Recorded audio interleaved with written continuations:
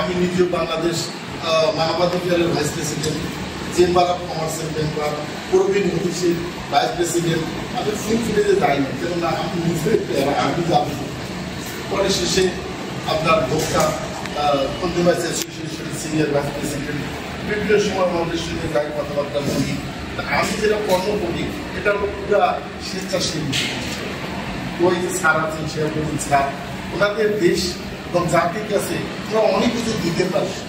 এটা আবার কি, এটা মানুষের প্রশ্ন থাকতে পারে, যারা সাধারণ মানুষ, সেই কারণে তাদের করে বার্তা পৌঁছে দিতে পারলে যে হ্যাঁ ডাক্তার থাকবে, কিন্তু তার পাশাপাশি আপনি কি খাবেন কি খাবেন না, আপনার শিশুটা বেড়ে উঠবে কীভাবে, মায়ের পেটে একটা শিশু জন্ম নিয়েছে, তারও তো একটা খাদ্য প্রয়োজন, মাকে সেইভাবে খাওয়াইতে হবে।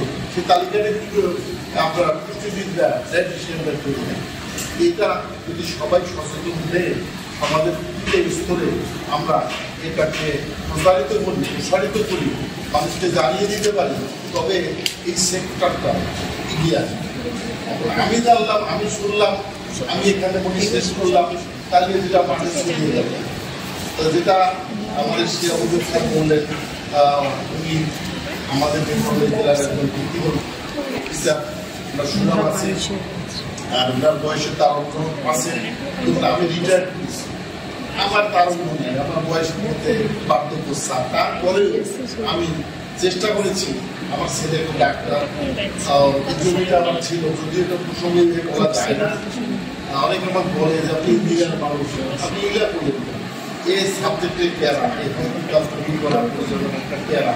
এই বয়সে আমি বাসায় থাকবো, নামাজ কালাম করবো, খাওয়া দাওয়া করবো, ঘুমাবো, আরাম আসবো।